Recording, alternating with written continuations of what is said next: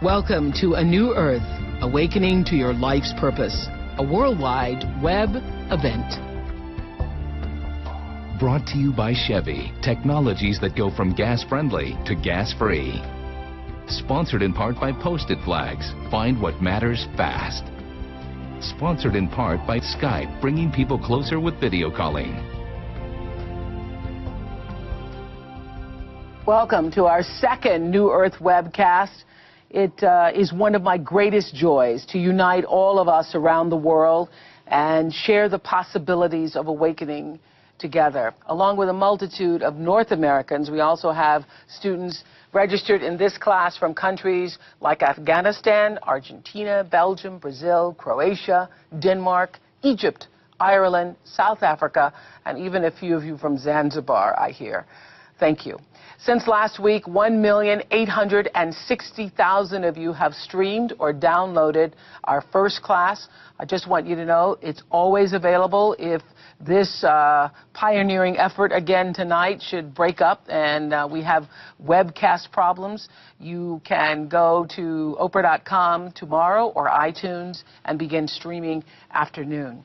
Well, for the next 9 weeks, author and spiritual teacher Eckhart Tolle and I plan to be right here in our virtual classroom on oprah.com Monday nights at 8 p.m. Central to discuss each chapter and talk with you about it. And you can type in your questions on the right side of your screen and send that to us instantly. And throughout this class, we're going to also talk directly to students via Skype.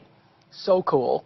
Free software that allows you to make internet and video phone calls all over the world. Welcome again, Eckhart Tolle. Thank you. Thank you. Well, last week you shared with us how there are tools that we can use to bring ourselves into the present moment. And you were saying from that first chapter that, and throughout this book, that there is only the present moment. And you were saying that if we would allow ourselves to take ourselves out of our mind and just go to our breath, that we could learn presence that way. That's how you begin to learn presence. Yes. Yeah. Yes. And I suggest that we all do that right now, which is to say we are taking our attention right now away from where it usually dwells, which is in the head and in the thinking mind, and we direct our attention to our breath. And the simple question that one could ask is, or you could ask yourself is, am I still breathing? Let's just check if I'm still breathing. Now, how do you find out whether you're still breathing? You have to take your attention away from the thinking mind and sense yourself breathing right now. And as you're taking attention away from the thinking mind, which always works using past and future, it sustains itself by always generating past and future thinking, you also enter the present moment. When you take attention away from thinking, direct attention to your breathing. You're always breathing, but usually you're not aware of it. That's right. And now we are bringing awareness to it, which means we are taking attention away from thinking. So we are not losing consciousness, we are very conscious, but thinking much less or perhaps not at all. So let's do this now. This has never been done on television, it's unprecedented, but we can do it here. Yes. Yeah, silence is usually not good on TV. No. But let's try it for the next 10 seconds. 10 seconds. Just be aware of yourself breathing.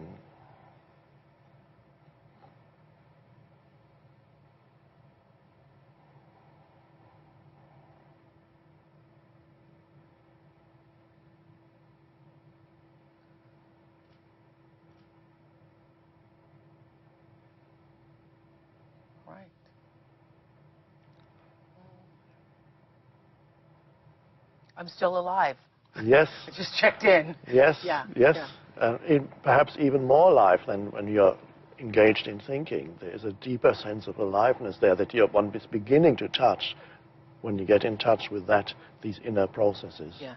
I think that's pretty cool that all around the world, in all of these different countries I just named, that all of us come together in silence for a moment just to give our mind a break. Yes.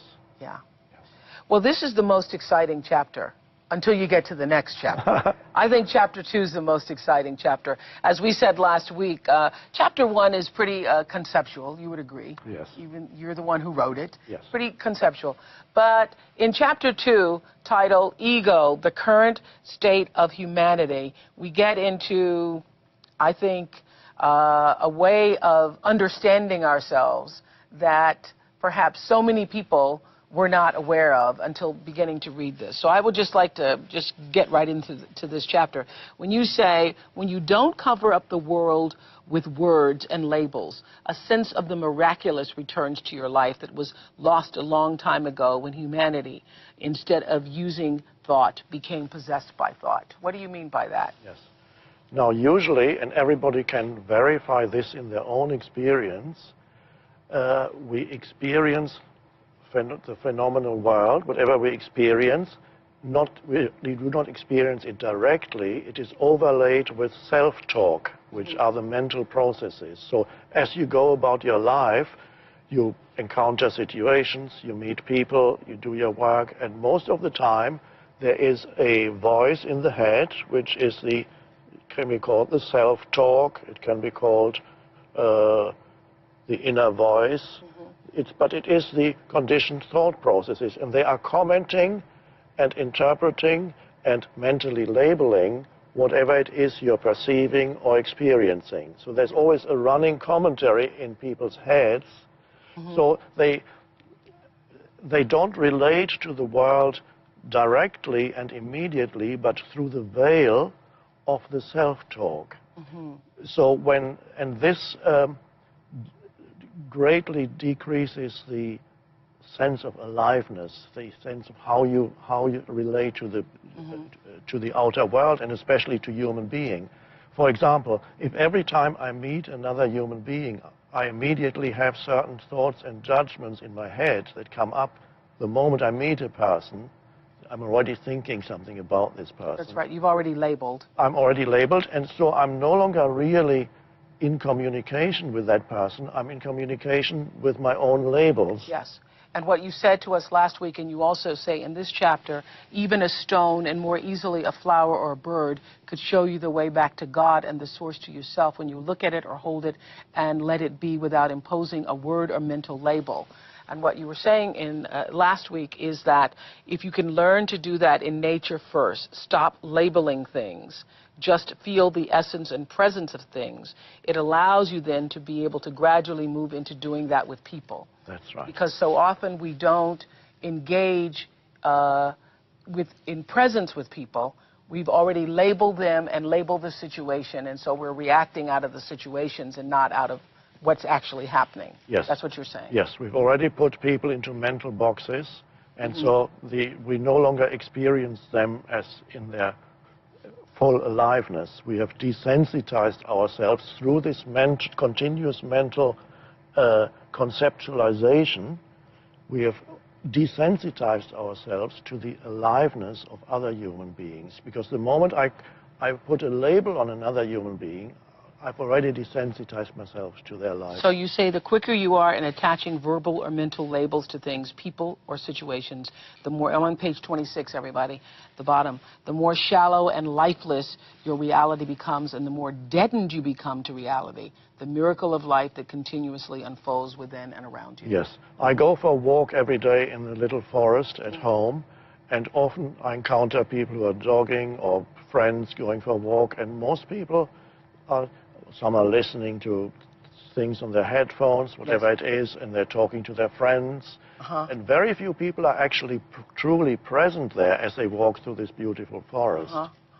And this is a spiritual practice, and I recommend that people, whenever they go out into nature especially, practice being very alert so that they can perceive the trees, the flowers, the plants, the sky, without too much mental interference. That's so interesting, because when I used to run all the time, I'd have all these people who'd run with their headphones, and they'd say, what are you listening to? And even now, working out, I like just being and feeling the, you know, my feet on the pavement and, you know, taking it all in. I like just sort of being with myself. and I find that the headphones and all that is a distraction for me. Yeah. Yes. Yeah. Yes. So that's a great practice. It's a good practice. Later, but you can, even without leaving your home, you can practice even if you have a potted plant at home in your room. Look at the plant just for a few seconds, 10 seconds, 20 seconds, and just bring your attention to the sense perception and truly look without mentally saying anything about it. Mm-hmm. Well, Heather from Vancouver Island, Canada is on Skype. Hello, Heather. Hello, Oprah. I'm honored to be here speaking with you today. I think this is fun. Okay. Okay, go right ahead. Mr. Tolley, I'd like to commend you on a spectacular book. Oh. I found it thought-provoking, and questions arose for me. For example, when we get free of the ego, where does that energy go? Ooh, good question. Mm-hmm. Good question. Yes, thank you. The energy that was used up by the ego. Now, what is the ego? Basically consists of compulsive, conditioned thought processes, so that we are not aware of. So we identify so closely with our stream of thinking that we don't even know that we are thinking. So all this energy is used up in continuous, to a large extent, useless thinking. Even psychologists have found out that even psychologists who are not interested in spiritual things, they looked at the nature of human thought, and they discovered that 98 or 99% of our thoughts are quite useless and repetitive. They're not really needed.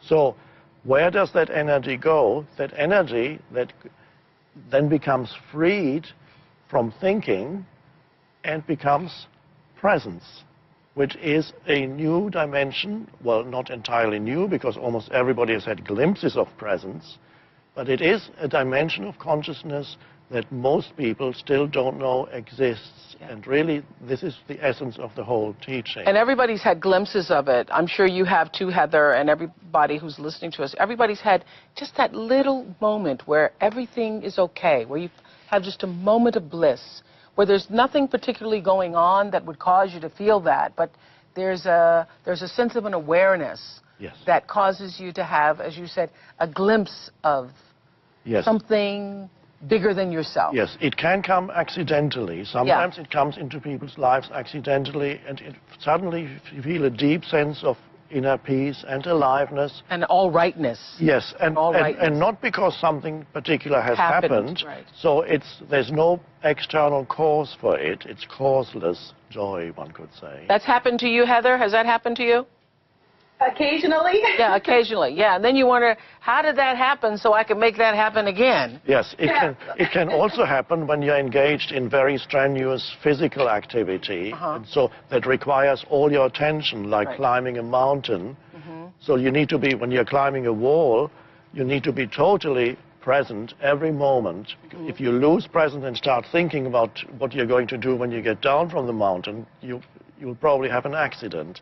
So certain activities, very strenuous activities, require absolute presence, and some people become actually addicted to dangerous activities because they feel much more alive in those moments. Because you need to be fully present. Yes, the reason why they feel so much more alive is because they're thinking almost nothing at all. Because you have to be present in order to climb a mountain or to do strenuous activities. Your attention is absolutely there. All right.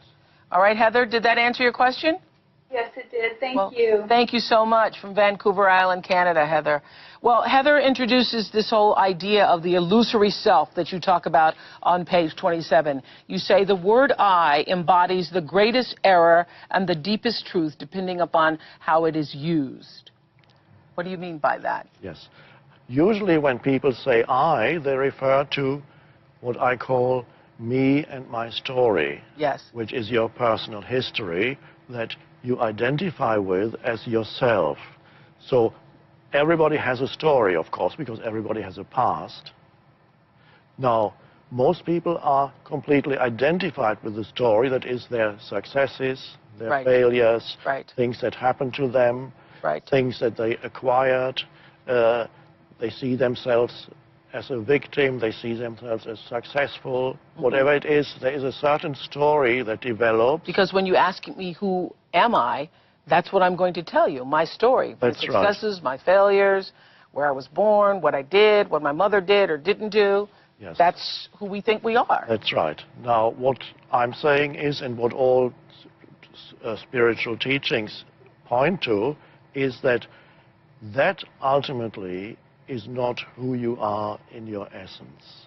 It is no more than a collection of memories, and of course memories are thoughts.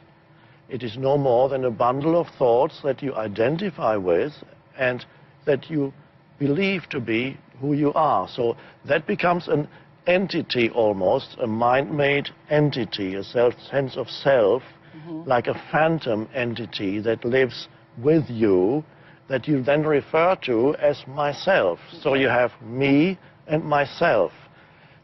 For example, in Greek mythology, we have the interesting story of Narcissus. Narcissus was a young man who lived, how the story goes. Mythology, of course, always embodies some truth that goes beyond the personal. And Narcissus happened to be walking somewhere, and suddenly he looked down and he saw his own image in a pool of water. At a time, of course, they didn't have mirrors at the time, so it was a surprise for him to see himself reflected in a pool of water. And the story goes that he fell in love with himself. My view is that actually a better translation of the story is that he became obsessed with himself. And that, to me, signals the beginning of the human ego. It is to have a mental image in your head, ultimately, not out there, that's just a story, a mental image in your head that you regard as yourself. And that mental image is the mind-made me that consists of memories, things that happen to you, things, failures, successes, opinions, all kinds of things. I've described them in the book. Together make up this I. Well, if I'm not the memories and I'm not the things that happened to me and I'm not my story, then who am I? That's the question. And in fact, who am I is actually a question that in some Eastern spiritual teachings is used as a kind of mantra or pointer that you repeat to yourself in a meditation setting. So you sit down and you ask yourself, who am I? And you're not supposed to answer that question. You leave the blank after the question. In that blank, in that empty space, if it works, if this practice works as it should, you suddenly get a sense of your own presence that has nothing to do with your thought processes. Your own sense of conscious presence, your beingness, your presence, part of which is actually also your physical presence, but as a sense of aliveness. Every cell of the body becomes part of that sense of presence and aliveness. So as we sit here, we can perhaps see if we can get a little glimpse of that, a glimpse of our own presence, which again is nothing to do with thinking. It is deeper than thinking. How do we get a glimpse of it sitting here? We get a glimpse of it. I recommend that see if you can feel the inner aliveness in your body as you sit here. Is there any sense in which you can feel that there is an aliveness in every cell of the body? Now, if people... But isn't my mind thinking that? Your mind may be thinking, yes, of course I'm alive. Like in the book you say, feel the aliveness in your hands. Okay, yes. When I go to feel the aliveness in my hand, I can't feel the aliveness in my hand unless I had a mind in which to feel that. No. So if you close your eyes and you hold out your hand like this, and then the question... You feel the vibrating sensation in your hand. Yes, you ask yourself, for example, I always have this exercise for people who have no idea what I'm talking about when I talk about inner body. Okay, well, there would be a lot of people listening right now. Go ahead. So you hold your hand and close your eyes and then ask yourself, how, without touching anything and without moving my hand, how can I know whether my hand is still here? How can I know that? Now, your mind might say, of course I know it because I remember seeing it just a few seconds ago. And I feel it right here. That's it. You feel the inside is alive. a subtle sense of warmth or tingling, a subtle sense of aliveness. Yes. That is the beginning of getting in touch with your inner body, the energy field. But I need my brain to do that, though. You need your conscious attention to do that, but not thinking. Not thinking. No, that's the difference. You need attention, which is consciousness. Yes, you need consciousness to feel it, but the consciousness then moves from where it usually is, just as it did when we started today with becoming aware of our breathing, of our breath. Now the consciousness moves into the hand. And if you can feel your hand, if you can feel one hand, you can also feel the other hand. If you can feel both hands at the same time, you can perhaps also feel your both arms. Right. And if you can feel the arms, perhaps you can also feel your feet. Okay, and as I begin to feel that, and everybody who's with us around the world feels that, then what? This means the inner body, which we also could call, this is what we are doing, is we are practicing embodiment.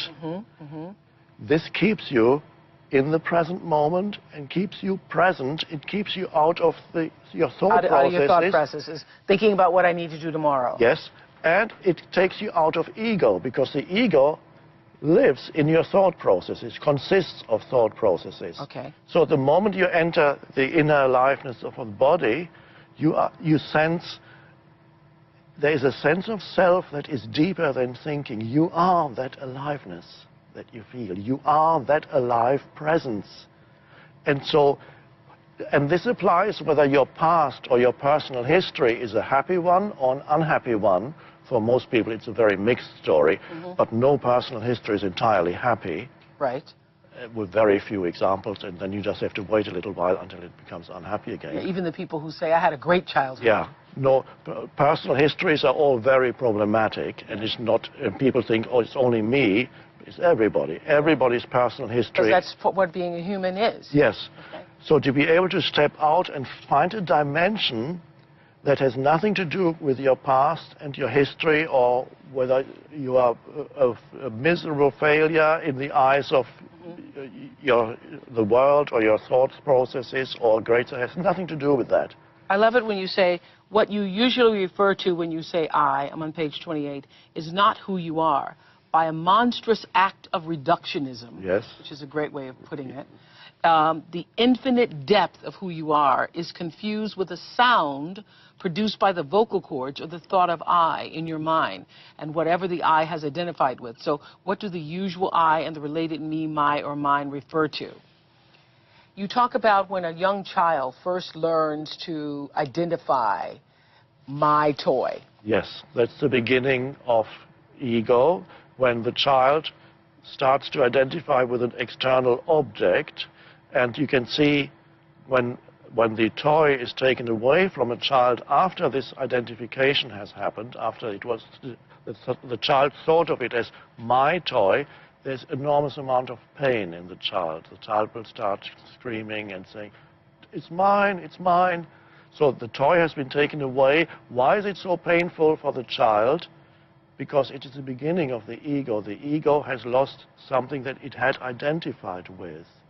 It's a misperception of who one is, and so it's very painful. The child thinks that the toy has something to do with them. Who they are. It's who they are. That's the identification. And that's why kids go into spasms over a toy, and you're going, it's just a toy. And 2 days later, they lose interest in it. Right. And so that's the beginning of it. And then it's because they think the toy is them?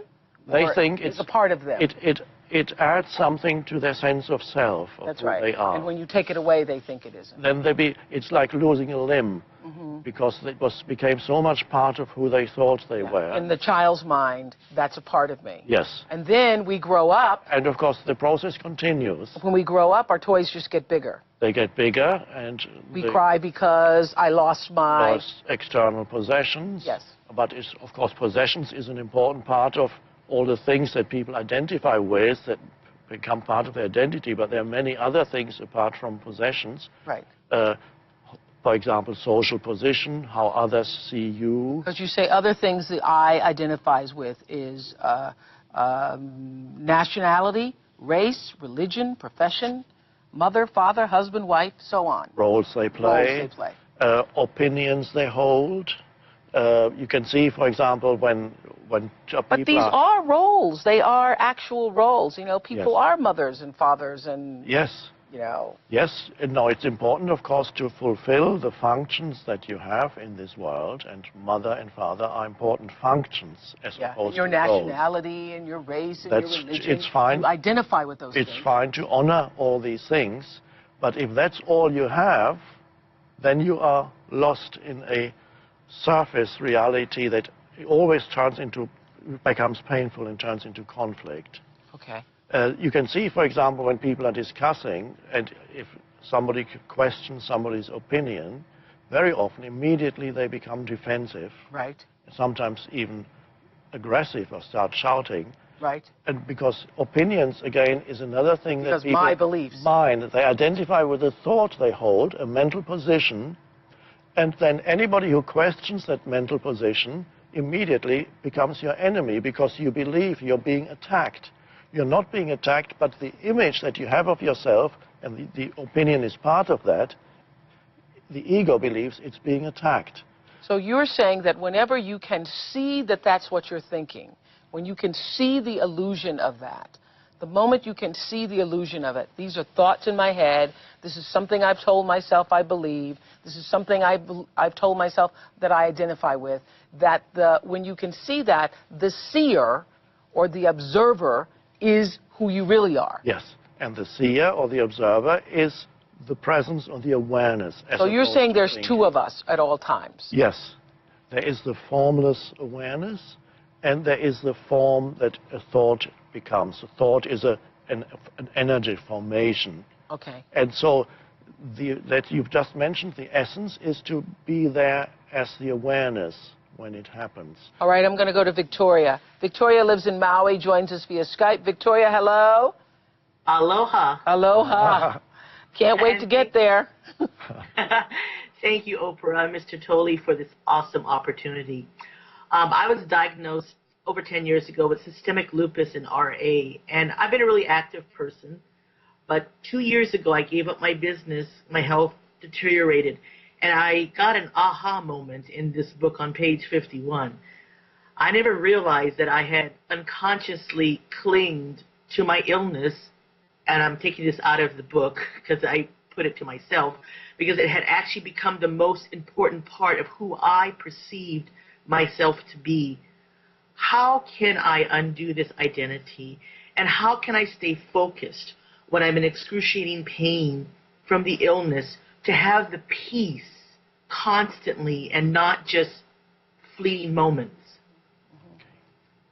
That's real. Yes. That's real. Yes. Now, the most important thing has already happened, which is you have become aware that up to now you had been identified with the idea of I am a sufferer of such and such an illness. So the illness had become thought forms in your head, and you had identified with these thought forms and took them to be who you are. And now the most important thing, your question is still valid, but realize that the most important thing has already happened, which is the awareness has arisen, so there's a space now between yourself and your thought processes and the image of yourself as a sick person. Now, another thing, of course, in addition you can do is, for example, no longer talk about your illness to other people except when you visit a doctor. Then otherwise, the more you talk about it to your friends, acquaintances, family members, the more you keep that process going. Empower it. She empowers the disease. That's right. Yes. So if you just can take the decision now that from now on I'm not going to talk about it, and if people ask me about my illness, which they're going to do because they're perhaps used to you talking about it, you say, well, I'm doing all I can to find healing in this, and I'm making good progress. Go as far as that, and don't encourage people to ask you questions, and just say, that's how it is, no more mentioning my illness. So you begin on the external level, not to talk about it anymore, except when, of course, when you need to talk to doctors. And that will have also a certain influence on your thought processes, and then you can gradually also refrain from thinking of yourself as a sick person and perhaps give less thought to your illness and focus attention more on well-being. Now you may ask, well, but if I don't feel good, if I feel it, how can I give attention to well-being? You can still do that. One way is to see well-being around you in nature, because nature is just an embodiment of well-being, a flower, you have a lot of a tree. opportunity to do that in Maui. Yes, Yeah. you're in the best place. And also there's well-being even if certain parts of your body feel unwell or painful. And again, we are coming back to the sensing the inner body. There are always parts of your body where you can still find well-being, in your hands, your arms, wherever. Take some attention into the body and see where can I most strongly get a sense of well-being in the body. And then take your attention there. So you choose to direct attention to well-being rather than dwelling on the idea of illness. That does not mean the pain's going to go away, because she said she has physical pain. The pain may still be there, that's fine, but not as far as the pain is concerned. Pain, unfortunately, requires surrender. You need to see that the pain is there so that you do not generate an additional level of psychological pain which complains about being in physical pain. Because if the mind starts to complain about being in physical pain, you have two levels of pain. You have psychological pain and physical pain. Got it.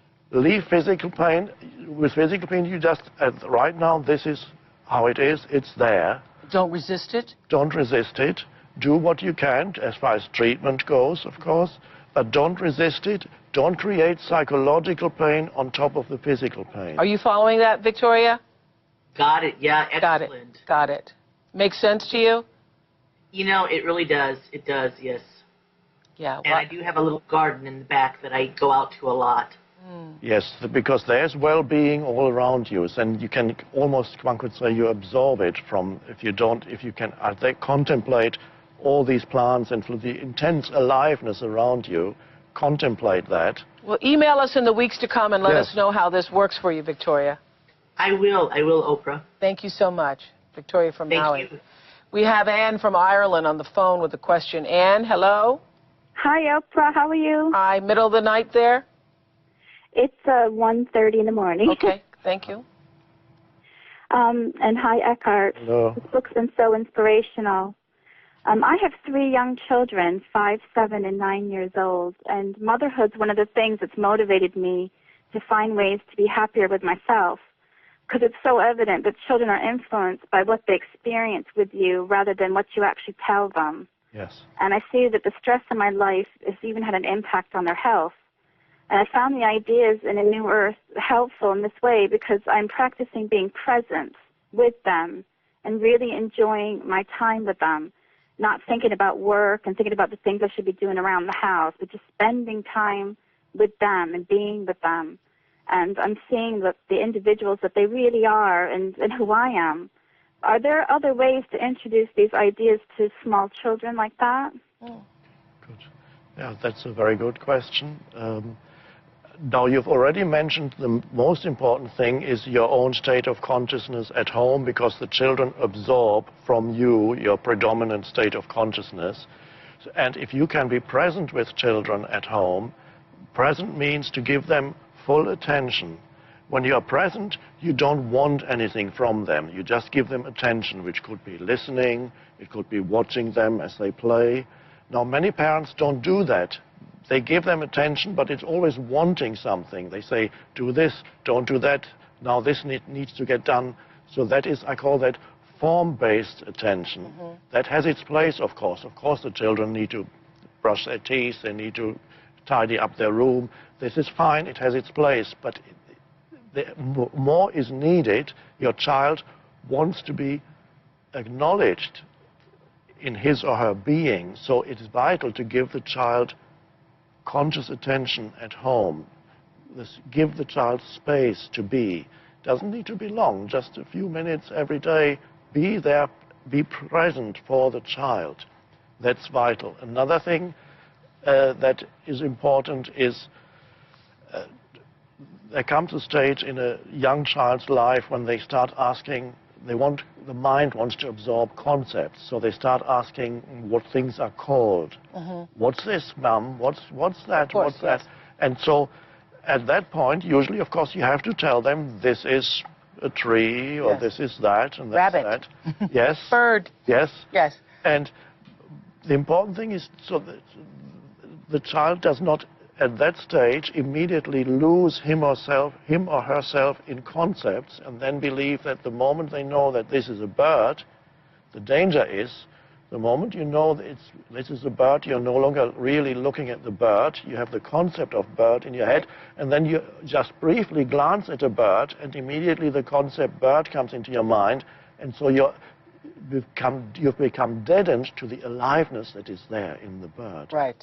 And that has been unfortunately the fate of all of us growing up. We became lost in a world of conceptualization. Correct. And so that this doesn't happen to the young child, of course you have to tell the child what it is called. Right. But I would suggest, for example, not to say to the child, this is an oak tree. Say this is called an oak tree, because it's not an oak tree. The oak tree is just a word. When we lose ourselves in concepts, we mistake a word for the thing. For the thing. Got it. When I say this is an oak tree, it's not an oak tree. The oak tree is just a word. So I lose my relationship with the oak tree when I believe now I know what it is. And every time for the rest of my life... When you believe you know what it is, it loses its magic. Yes, it loses... The essence. Magic is a good word. The world loses its miraculous quality and its aliveness. So after you've given the child the concept, encourage the child to continue to experience the tree, encourage the child to touch the bark of the tree and to look at the leaves, see how the sunshine how the sun shines through the leaves of the tree. Encourage the child to continuously still experience the reality of the tree rather than dismiss it. You got that, Anne? You got that? I do, yeah. I can see where that'd be very helpful. Yeah, that would be very helpful. Thank you very much. Let's move on to content and structure of the ego. On page 34, everyone, if you're following tonight's class as we move through Chapter 2. Chapter 2 is very exciting when you really get these concepts of the ego. You say that there's the egoic mind is completely conditioned by the past. Its conditioning is twofold. It consists of content and structure. What do you mean by that? Content is whatever it is that you identify with and that then you take to be yourself. So that varies, depends what culture you live in, depends on your upbringing, it depends on your personal circumstances. And content is different for everybody. It differs for everybody. Although there are certain similarities in the same cultural field, like there's certain similarities that in America or in France or whatever country you live in, there are certain similarities of things that pertain to that particular nationality that we would identify with. Nevertheless, from person to person, yes, it differs. The content differs. One person may identify with very strongly held religious beliefs and believe that everybody else is evil who does not hold these religious beliefs. That would be a very rigid ego. Or another person identifies very strongly with the company they work for. And they feel, I've heard stories in Japan where people, when they got dismissed from their job, they committed suicide. They were so identified with their company that when they lost their job, which until recently was very rare apparently in Japan, you would keep your job for the rest of your life, so it became part of who you thought you were, that led to, and if they didn't commit suicide, they suffered dreadfully because their identity got taken away. All that, of course, is pseudo-identity. It's not who you truly are. It's part of the ego. And all that is content. The structure of the ego basically consists of identification. The ego seeks something or things to identify with. What it is doesn't really matter. For one person, one person identifies him or herself with a very positive-looking ego, meaning I'm the greatest thing that ever lived. But that might be a delusion, probably is, but it's. Or another person might identify with a very negative ego image, like I'm the most wretched person that has ever lived. Life has treated me so unfairly. I've suffered so much more than you. Let me tell you about it. Many egos are like that. They are just as strong as egos who think they are the greatest.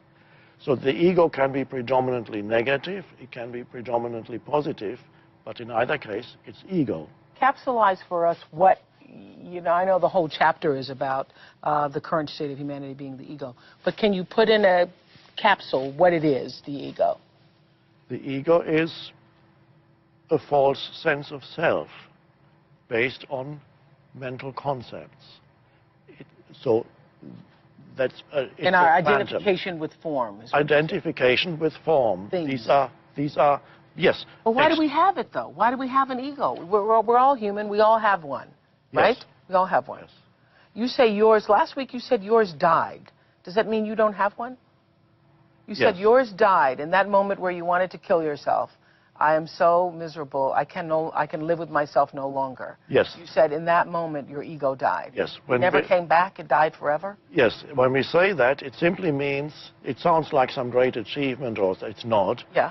All it means is I'm no longer identified with my thought processes. I know when thoughts happen, I know they're just thoughts. I don't look for myself in some opinion that I hold of myself.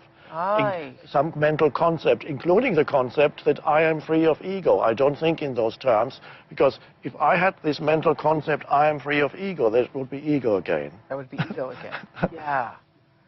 And this can happen very easily. So ego is any identification with form. Yes. Because what we really are is the awareness that we are identified with form. Yes. And the more you can become aware that you are identified with things, you create a space that separates you from the things. Yes, because the question is, when you're aware that you're identified, who is it that is aware? What is it? It's a new dimension of consciousness that comes from a deeper level of yourself. But how do we live in the world without things? We have to have things. We have to live in a house. Fine, nothing. We have transportation. Nothing wrong with things. We have clothes. We have to be clothed. Nothing wrong with things. Nothing wrong with thoughts. Nothing wrong with opinions. But the moment you identify with opinions, then you need to defend them. They become part of your pseudo-image. Right. There's nothing wrong with possessing things, but when you become identified, then first of all, if you lose something, immediately you will suffer. I love when you say the people in the advertising industry know very well that in order to sell things that people don't really need, I'm on page 35, everybody, they must convince them that those things will add something to how they see themselves or are seen by others. In other words, add something to their sense of self. They do this, for example, by telling you you will stand out from the crowd by using this product, and so by implication be more fully yourself. You say, in so many cases, you're not buying a product, but an identity enhancer. Yes. I thought that was so fantastic. Designer labels are primarily collective identities that you buy into. They are expensive and therefore exclusive. If everybody could buy them, they would lose their psychological value, and all you would be left with would be their material value, which likely amounts to a fraction of what you paid. Interesting, because, I mean, I've been in situations, we even see it in the magazines now, especially for the Oscars or Emmys or whatever. The women are lined up in their gowns. There used to be a time when I first went on the red carpet to the Oscars, people were interested in the movie you were doing. Now they want to, everybody asks, the paparazzi shouts, what are you wearing? Who are you wearing? Who did your gown? Where are the jewels from? It's all about the designer label and who got to wear what.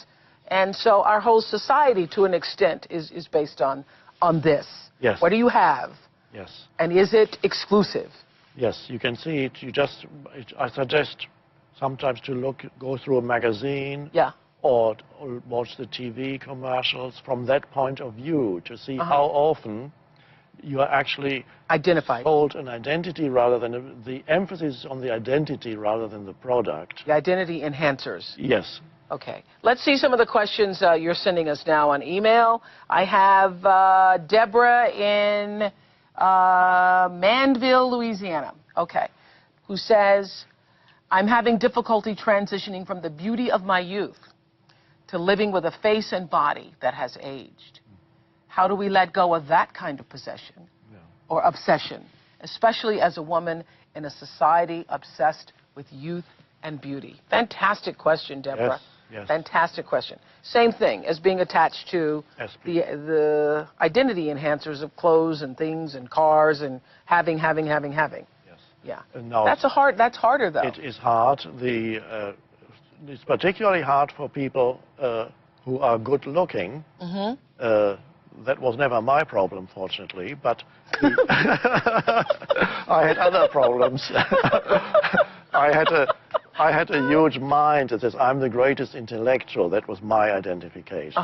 And then I suffered more and more, and finally I had to let go. But so you identify with whatever is the most obvious in your life. So if you have good looks, then you're most likely to identify with that. Probably even more so for a woman than a man.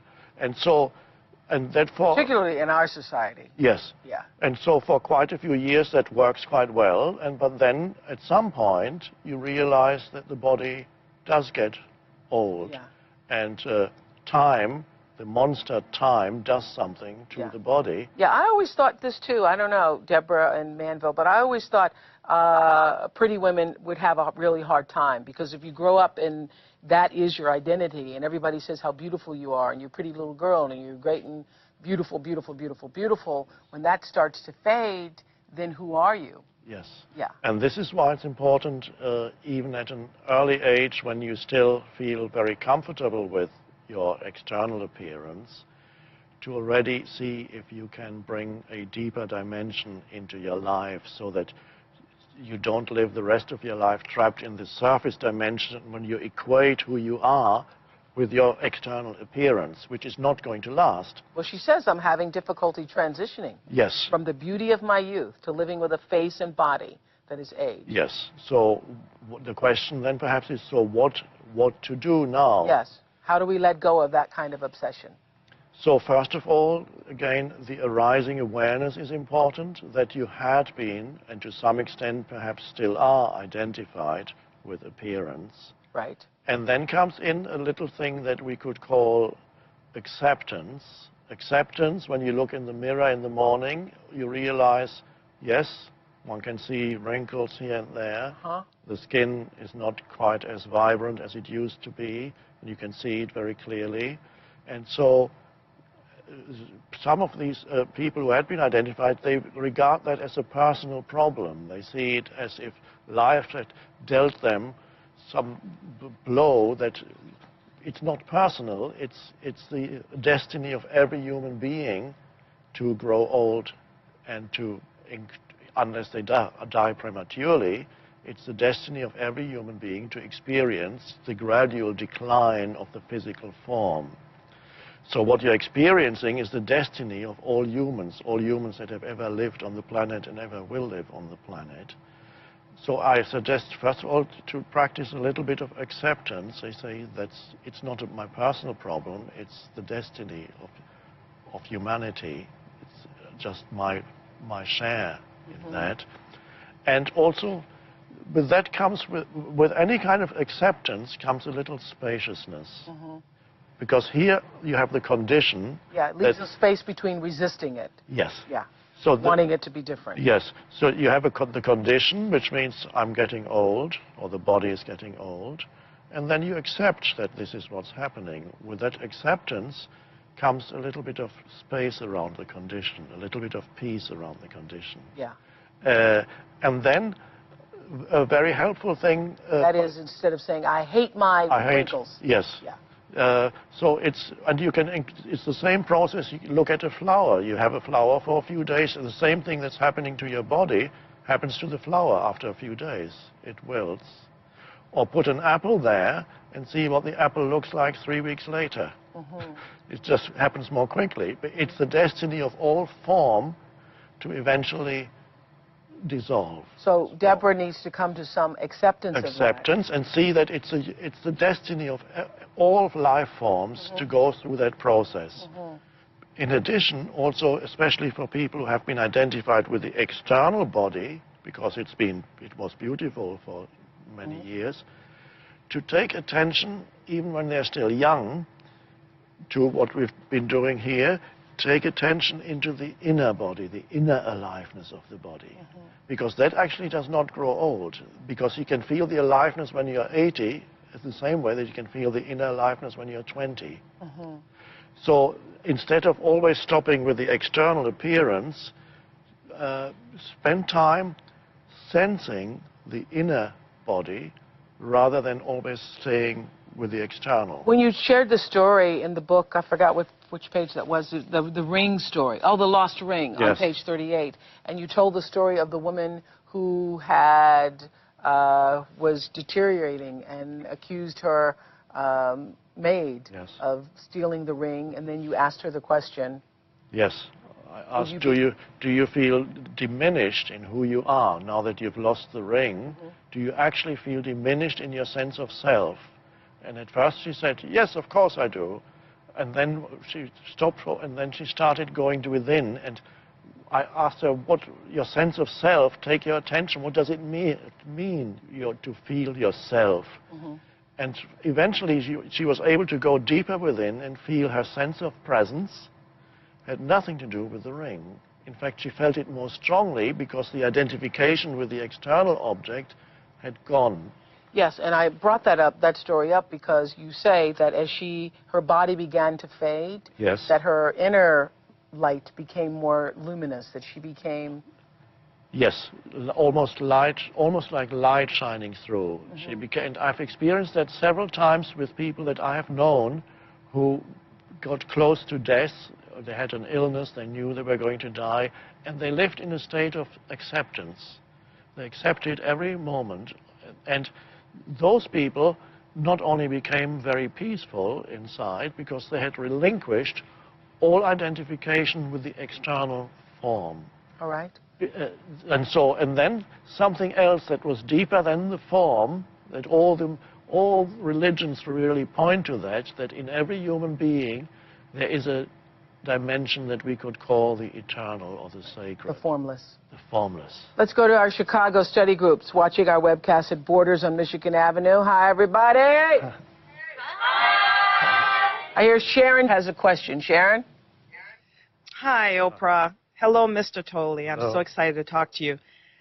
I have a question. I have close relationships to people who suffer from depression.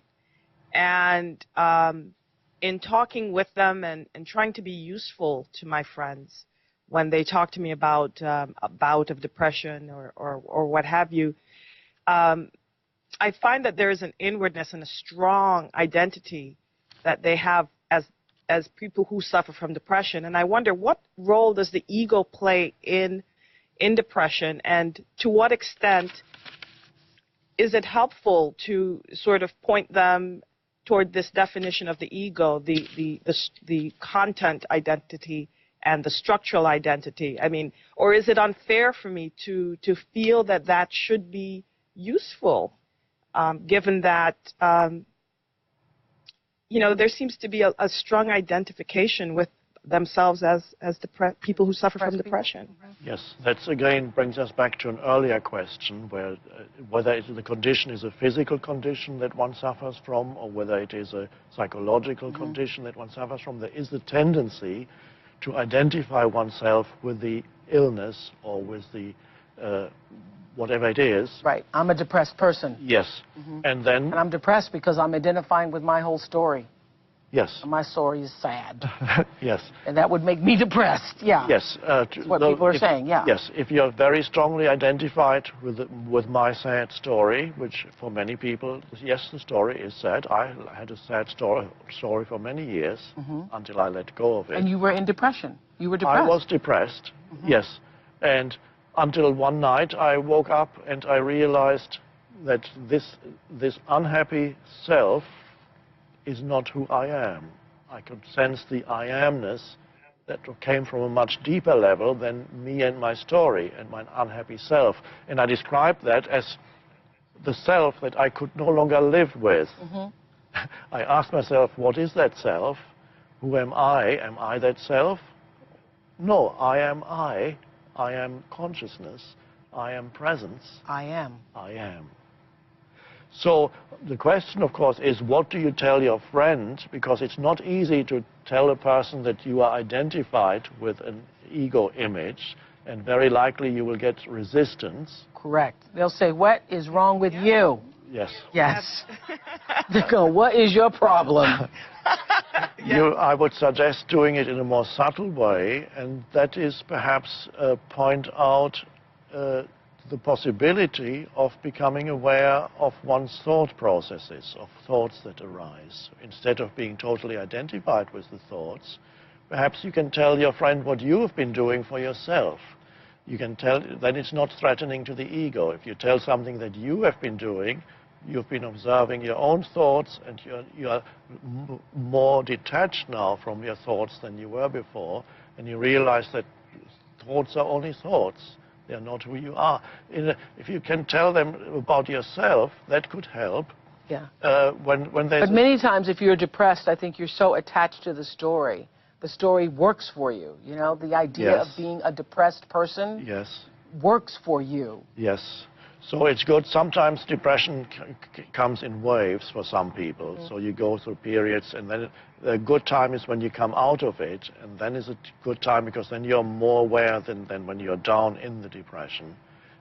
Then perhaps talk to when you see your friend is at that point. This brings us to something you were saying at the end of last week's session, though. As you're trying to share this information, everybody, with your friends, Eckhardt said at the end of last week's class that the most you can do is ask yourself, are you ready to awaken?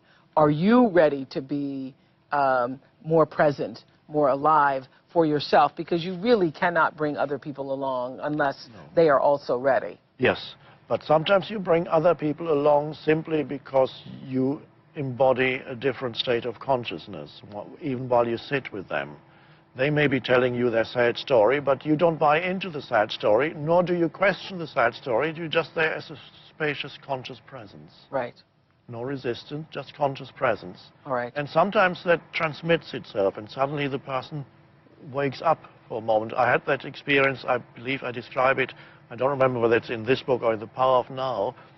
I had a neighbor many years ago who always was close to a nervous breakdown. Whenever I met her, she would come with extremely complicated stories of what other people were doing to her and how she always wanted something from me to join her in her struggle against other people. One night she was ringing my bell at 10:30 or 11 at night, and through the intercom she said, can I come up? I have something very important to talk about.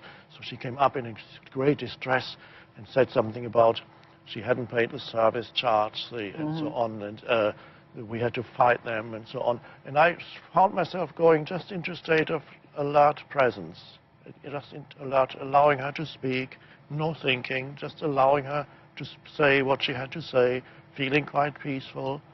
And suddenly she stopped talking, and she looked around, and she had brought all these papers to look at all over the floor. Yeah, to verify her position. Story. Yeah. And suddenly she looked around and said, this isn't important at all, is it? And I said, no. And she said, thank you. And she got her papers and walked out. And the next morning I saw her. She came to me in the street. She said, what did you do to me last night? Last night was the first night that I slept well in years and years. The first night after What this did happened. You do to her? Now, the thing is, I did nothing. I was just there present for her. So there was no doing. Not buying into the story. Not buying into the story. Not empowering the story. And not feeding her thought processes. And not resisting their thought processes either. Thank you, Sharon. Thanks, everybody at Borders. Thank you. Thank you, Borders. Thank you. We have Kathy from Beijing, China on the phone with a question. Hello, Kathy from Beijing. Hi, Oprah and Eckhardt. Hello. I just want to say this is huge that we can have this one conversation around the world. I'm a girl from Duluth, Minnesota, living in Beijing, China, and I'm talking to Oprah in Chicago and Eckhardt. I think that's My fun. question, Yeah, go ahead. my question is, I lost 30 pounds in the last year, and for me, it has been spiritual work.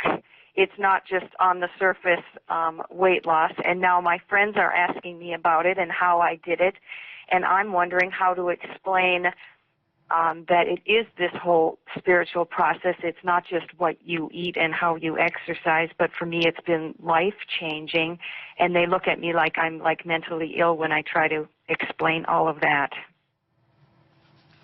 A friend of mine and I were talking about this the other day, about allowing yourself to be fed from the energy that's already there inside your body. I know what you're talking about. Checking in. I know you know. Huh? Yeah. I know you know. Yeah, checking in, being conscious, aware of what you're feeding yourself, and aware of how you are in touch with your body to give your body just what your body needs. And so then it becomes not about the diet and the food and the how many reps you did, but about being aware. Right. Yeah. But most of the world is focused on how it's just Right. the surface, what Yeah. you eat. Yeah. Yes, it's being in touch with the body helps greatly, because the body knows what it needs. Really, the overeating happens because it's part of the ego, Unconsciousness. the unconsciousness, which yeah. seeks a substitute for the sense of aliveness. Yeah, I can say that for sure. And you know that too, right, Kathy? Yeah, now I know too. Yes. Yeah. Well, now you know how to explain it to all your friends. Thank you. It's so cool talking to you from Beijing. What time is it there? It's 9 o'clock in the morning, and I am able to watch it successfully this week. I was like others and didn't get it last week, but Oh, we're still up and miracle. out. That's great.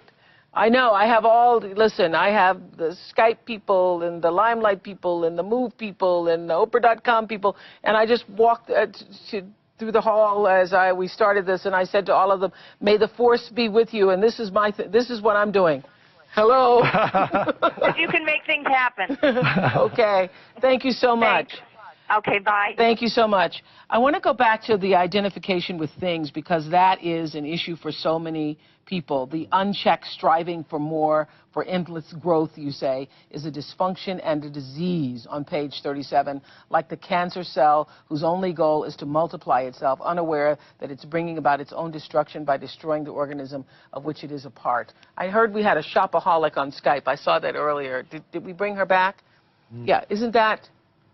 Yes. Okay, we have Joyce from Minnesota who is Skyping us. Joyce, what is your question? I thought this applied to you. Yeah, it does, and unfortunately, it applies to my son as well. Last week, he came home from kindergarten, and I said, "I'm so happy to see you, and I'm in such a good mood." And he said, "Oh, good. Does that mean we get to go shopping?" And I thought, it's rubbing off on him. So what my question is how do I reverse that process in him? Well, first of all, let me ask you this. You're reading the book, correct? Yes. Right. So you've gotten through chapter 2 already? Yes. Yeah. So when you read that, did you see yourself in the pages? I did. The aha for me was in seeing of who you are not, your real self emerges through, something along those lines. My favorite quote, and one of my favorite quotes in this chapter is, when you can no longer feel the life that you are, yes, you are likely to try to fill up your life with things. Things. Yeah. Yes. Would that be what you're trying to do? That was me. Since I've started reading this book, I've gotten so much better. I'm not searching for that thing anymore. I think I was trying to find my identity in things, and since I've stopped that, and I really don't have any interest in that anymore, I've discovered so much more about myself. I'm artistic, and I'm doing sculptures and just things I never did before, so it's working out great. I just want to know how to enforce that in my son as well, since he's only 5. Oh, well, now the most important change has already happened in you. So you've become aware of the old pattern, you've gone beyond it, and it's inevitable that now this will, even if you don't say anything, it will transmit itself to your son also, when after a while your son sees that the importance that you give to acquiring things has diminished, then he will also reflect that. This is how it works with young children. It will take some time. Yes. Because since he's been a baby, you've been a shopaholic. That's the way you described yourself to our producers. And so that's what he has seen. That's what he's taken in. That's what he identifies with as pleasure. Yes. And when you say, I'm in a good mood and things are going well, let's go shopping, Mommy, because that's what Mommy's always done. Yes. Another thing that perhaps you could do is to point out things to him that are of intrinsic value that you cannot buy. So, for example, the natural world. Whatever you see out in nature is of infinite intrinsic value, and you can't buy it. Don't pick flowers, for example. Don't encourage him to, because that's the acquisition instinct, the instinct to, oh, I want that for myself. Why not allow the flower to be there and enjoy it for a few seconds as you look at it?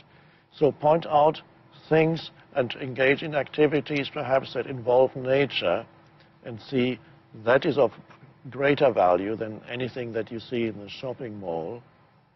And it doesn't mean that you don't buy anything anymore. Occasionally you may come across something that looks truly beautiful, that speaks to you, and you may acquire it, but it's no longer compulsive. You say we need to honor the world of things, not despise it, but we cannot honor things if we try to find ourselves through them. Yes. And how do we honor them? You honor them by giving them attention. I have a few possessions that I love, and sometimes I just hold them, look at them. They're beautiful to look at. If somebody stole them, that's fine. Somebody else wants them more than I. It's fine. You let go. There's no identification, but there can be enjoyment in things. You can enjoy you might come across a beautiful picture and you buy it. You might come across a beautiful fabric. Whatever it may be, you see beauty there. And sometimes it will be enough to acknowledge beauty in a shop window and say, oh, isn't that beautiful? Of course, I don't need it. And you walk on, and you can, and that's a thought. There's a lot of... That's a thought I never had. There's a lot of freedom in that. It's beautiful. Let's leave it there. I can just admire its beauty. What about that, Joyce? It's beautiful. Let's leave it in the window. It's the same as the flower. You don't need to pick it. That's a thought. Yeah, that's a good one. Enjoying, you can walk around. Occasionally, I don't do it anymore, but I sometimes would enjoy walking around a few stores. Or when I lived in London, I would sometimes walk down Regent Street, all these beautiful stores. Window shop. Window shopping. Look in. Oh, how nice. Would I want to buy it? No. Even if I can just accept that it's beautiful and let it be. And then let it be. Thank you, Joyce. Thank you, Joyce, so much. We have from India. I don't know the name of this country. Priyanka. Sri Lanka? No, the person's name is Priyanka from Mumbai, India. When we try to change our bad habits for good, then aren't we trying to resist rather than accept ourselves? When we try to change our bad habits for good, aren't we trying to resist rather than accept ourselves? Yes. It's not that you change your bad habits. The bad habits drop away when you bring awareness to them. So it's not me trying to change something inside me, but when you bring awareness to old conditioned forms of behavior or thinking, when you bring awareness to it, those old conditioned forms of behavior or thinking, after a while, drop away by themselves. So it's not me trying to bring about a change, it's the arising awareness, and then change happens. Like the lady we just talked to, she read the chapter on shopping, and that immediately brought her to this point of awareness. And with the awareness, the compulsion immediately lessened. Eased. Yes.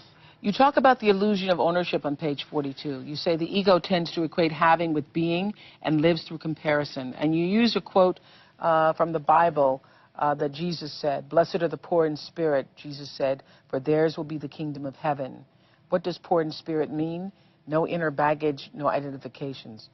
I never knew that's what poor in spirit means. Yeah.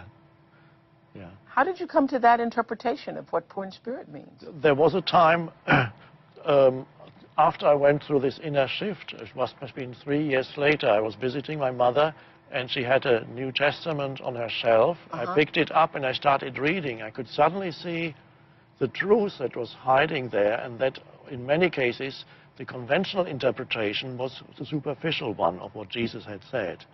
And that was one of the things that I immediately saw when he said poor in spirit. I realized it's to do with not carrying stuff inside, so that your spirit is very light, it has no burden. And so there were many things at that time I read, and I suddenly saw, oh, he was talking about awakening and about living in that free state of consciousness. Wonderful suddenly to be able to read it, and suddenly it all makes sense, which before hadn't made sense. You also talk about renunciation of possessions will not automatically free you of the ego, that there are people who have renounced all possessions but have a bigger ego than some millionaires. Yes. So if you take away one kind of identification, the ego will quickly find another. For instance, I'm a more spiritual person than you are. Yes. You see this all the time. Yes. Yeah. So it's identification. People use their religion to say, I'm better than you are because yes. Or even an image of myself as a spiritual person. I'm more spiritual than you. Yes. For example, there could be, theoretically, you could have a man driving a Rolls Royce, and then in the same street, a man riding a bicycle, and it is quite possible, not necessarily, of course, it could be the other way around, but it's quite possible that the man on a bicycle may have a bigger ego than the Rolls Royce if he thinks of himself as spiritually superior to the man in the Rolls Royce. And so the ego compares itself always to others. Yes. In order to find some superiority somewhere. Yes, because another favorite quote is that any time you feel yourself superior or inferior to anybody, it is always your ego. Yes, and that's very interesting. You can observe yourself then in many situations, because the ego always looks out when you come into a group of people or you meet new people, and it wants to position itself somewhere. Am I better looking than this person, or am I more knowledgeable than this person, or am I more wealthy than this person, or is this person more wealthy than me? So it tries to position itself, and that then leads either to a sense of superiority or inferiority, and both are ego. Yes. Well, what made me also think about one of the situations in our country in particular, here in the United States, is that people live lives in debt. They're indebted, credit card debt, overwhelmed by debt, because of what you talk about on page 46, wanting, the need for more. Wanting keeps the ego alive much more than having. Yes. Let's talk about that. Now, that's again a structure of the ego. Yes. Because we've been talking about content and structure, and one of the main structures of the ego is it is never satisfied.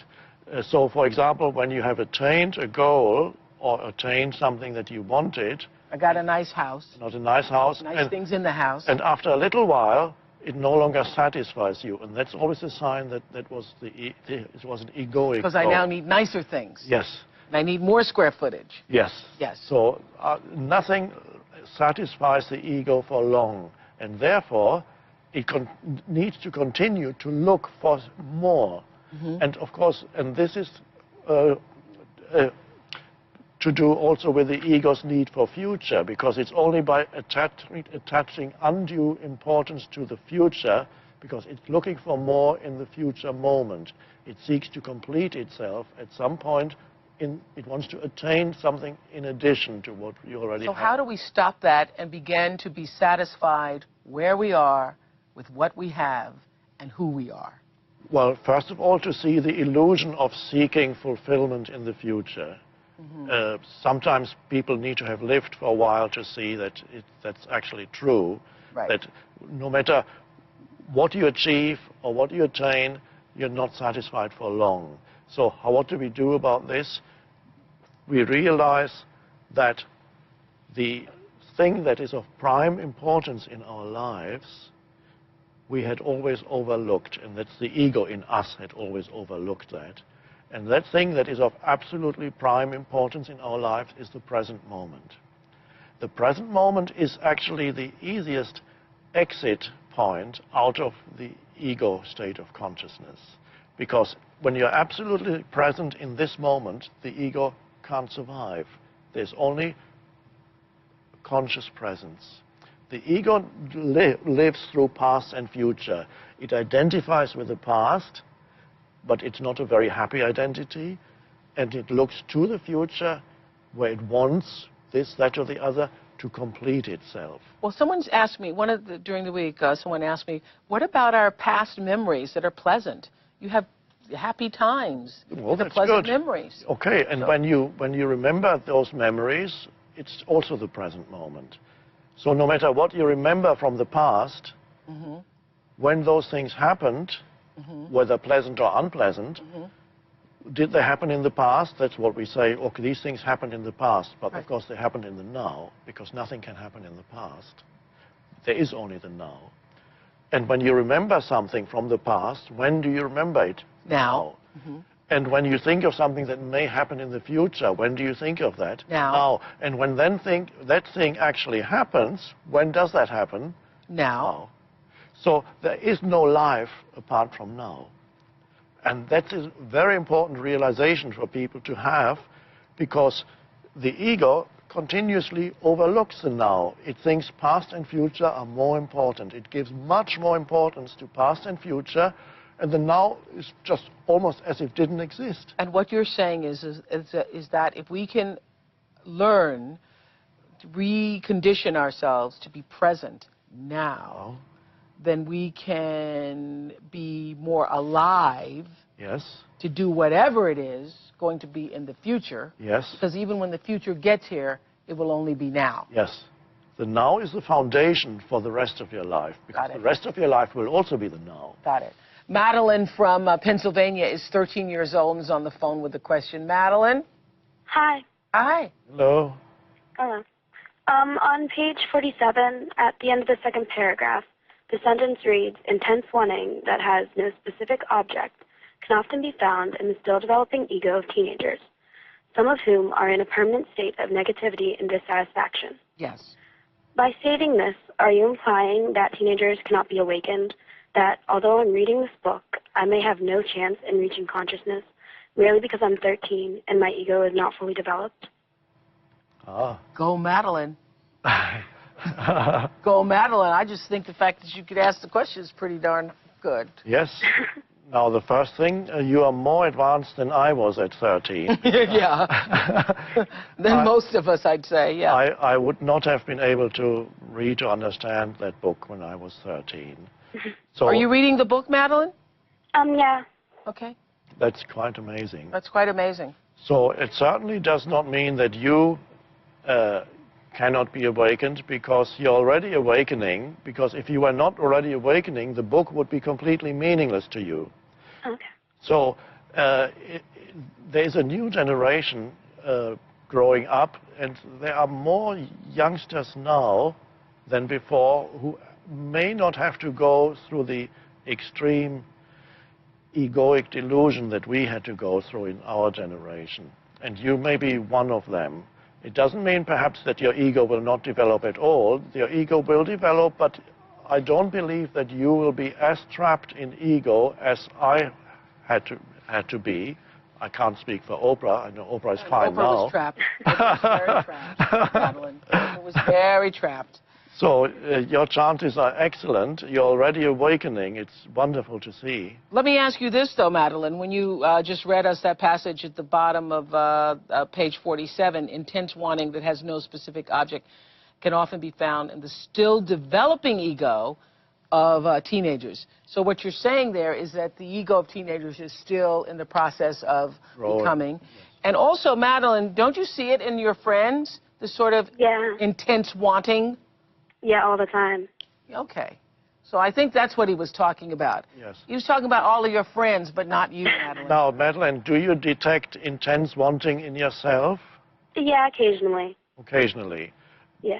But you're not totally identified because you know it's there. There is an awareness there, isn't there? Okay. Are you understanding the book, Madeline? Yeah, it makes a lot of sense, actually. Wow. What grade are you in, actually? I'm in 8th grade. 8th grade. Okay. Well, great to hear from you. Thank you so much. Thank you. Were you in Canonsburg, Pennsylvania? That's what I hear. Yep. Actually. Well, great. Good. Thank you. Keep reading. Yep, thank you. Thank you. Okay, so we're going to check our live emails again.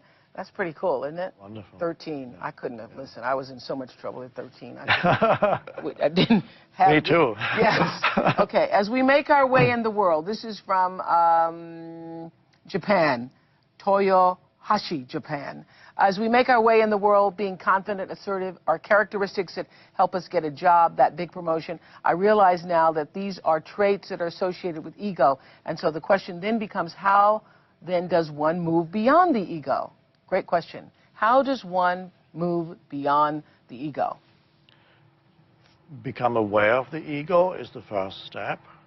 But can't you still be the biggest jerk on earth and still just be aware of it and say, well, I'm a jerk. Boy, that sure is some big ego of mine. You know, you were talking earlier, I was thinking, you know, you can be in the moment still being one of those road raging people. Road raging jerk in the moment. Well, and aware that you're a road raging jerk in the moment.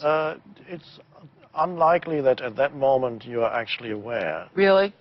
Because if you're aware, then you cannot be totally possessed by the ego, by the ego form, the thought form, or the emotional form. Okay. If that usually dimension, that's the pain body that's taken over. Yes. Yeah. If the dimension of awareness is present, you are not totally in the grip of ego, and so.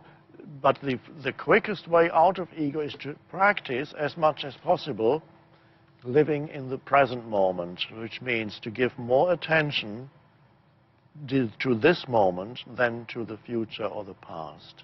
To make this moment the primary factor in your life rather than future and past. Of course, you still use future and past for practical purposes. It helps to make an appointment, to go from here to there. It's all fine. It works very well. But it means being present? As much as possible, being open to whatever arises in the present moment. The word that I use, and I think it may be helpful for many people, is make friends with the present moment. Because the ego can't do that. The ego always is antagonistic. It wants, at best, it uses the present moment as a stepping stone because it wants to get to the next moment, which promises greater fulfillment, at best. But in many cases, the ego actually dislikes the pleasant moment. It resists the present moment. So if you can make the present moment into the primary focal point of your life and live, then ego will very quickly diminish in you because it cannot survive the present moment. So the ego... So that's how you do it. That's how one moves beyond the ego. Yes. The ego... Be present. So the ego lives as if... People who are possessed by the ego live as if the present moment were their enemy. They are stressed. They want to get somewhere else. Whenever you need to... They're doing something, but they really already want to be at the end of their doing. Come on. They don't want to be where they are. They'd rather be somewhere else. They don't want to be who they are with. There's always a striving away from now internally. Yeah. And that's, of course, the dysfunction. Yeah, I just had a moment like that today because I was waiting on somebody to get something ready, and they said, sorry, we're so sorry, we're going to hurry up, we're waiting. And I go, no. I took the lesson from the book. No, I'm just here being with myself. Yes. Not waiting on anything, because if you're waiting, you're in anticipation and you're wanting to be out of that moment. That's right. Yes. Waiting means you don't like this moment. Right. You'd rather have another moment. So whenever you are waiting, so to speak, why not practice being rather than waiting, which means completely inhabit this moment and feel your body, perhaps feel the energy, and that's very, very, very pleasant to feel that you're alive. All right. We have one last phone call. Question from Michelle in Philadelphia. Hello. Hi, Oprah. How are you? Hi. Good. Yes. Hi, Eckhardt. Hello. I'm just like a little bit so excited that you called me. My question was that I'm a little bit confused with Chapter 2. I understand the quote, if someone takes your shirt, let them have your coat as well, but where do you draw the line without getting walked all over? I do not want to be an egotistical person, but at the same time, I don't want to get taken advantage of. Good question. So I was having a little bit confusion with that. Thank Okay. you. Yes. Good. Yes. All it says is sometimes letting go, there's more power in letting go than in clinging or hanging on to something. So there are situations when you actually become empowered when you let go rather than when you cling. It does not mean that people walk all over you. In fact, I say there are situations when you have to say no very clearly to a situation or to a person. But even that no can be of two different kinds. Usually the no is very negative. When you say no to a person says, I'll give you a ride home, and you see the person is drunk. Of course, you wouldn't say yes just to be pleasant. You say no. Now, do you say no with negative energy and in a state of resistance, or do you say no that is positive, where it simply means a clear and straightforward, no, I won't do that? This is very different from the resistance no. Yeah. So I call that the no that is not negative, a high quality no. It's also looking at the reason why you would cling to the shirt. You can have my shirt if I'll give you the shirt if the reason why you're holding to the shirt is because you think the shirt is going to give you more value or you're operating from your ego when you're holding on to it. Yes. So you're saying be able to be in the state of presence Yes. And awareness so that you can surrender whatever needs to be surrendered. Yes. That does not mean, and surrender does not mean allowing yourself to be walked over, but to be fully present so that you can be conscious Yes. of what's always going on. Yes. So it means in some cases it's fine to say, here, you want it, take it. In other cases it's not, Yes. depending upon what the situation is. That's right. Based upon the truth of who you are in any given moment. Yes. Yeah.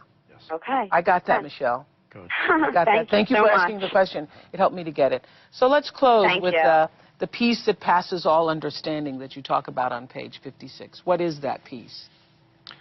That peace comes when you live in internal alignment with the present moment, which means what is, whatever is.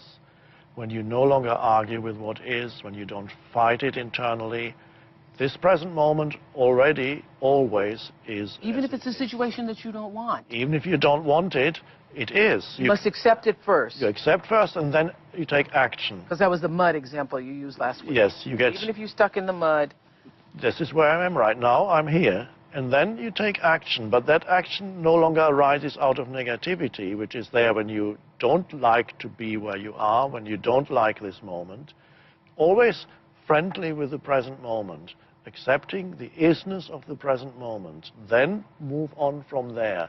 Then whatever action you take is actually empowered by life itself. When you're in a state of negativity or resistance, your action is not empowered by life. So it's not inspired and much less effective than action that comes out of a state of non-resistance. Right. It's like last week when we were having problems, which neither you nor I knew until we had finished the class. And I said, we were doing a toast to everybody afterwards for all of their efforts. And I say, I'm going to accept it. I'm going to accept that we had a breakdown on the web. I'm going to accept it, and now let us correct it. Yes, and it was everybody's lesson whose computer froze up. It was everybody's lesson to say, well, this is what is. And with that comes an inner peace that has nothing to do with what's happening Not or resisting not happening. it and banging up the computer and, oh, my God. Yes. Yeah. And that's the peace that passes all understanding, because the peace cannot be explained with reference to external events. It's there because you live in alignment with the present moment. That's the peace. That is the peace, living in alignment. Before we say goodbye, I'd like to thank you for being with Eckhardt and with me, and we'll be here again next Monday at 8 p.m. Central. Don't forget, if you want to experience this class again or tell a friend who missed it, our webcast is available on demand tomorrow for free here at oprah.com. Is that noon, Dean? Beginning at noon? Beginning at noon. You can start to download. And if you want to download a podcast of this class, you can do that tomorrow at oprah.com and iTunes. Your assignment for our next class is to update your workbook and spend this week rereading and thinking about Chapter 3. Chapter 3 is all about the core of ego. So do your homework, and we'll see you next Monday night. I thank you again, Eckhardt. Thank you. Isn't this the coolest? Yes. And thank you so much to all of you. It's been wonderful. Thank you, everybody, all over the world. Good night, good day, good morning. Goodbye.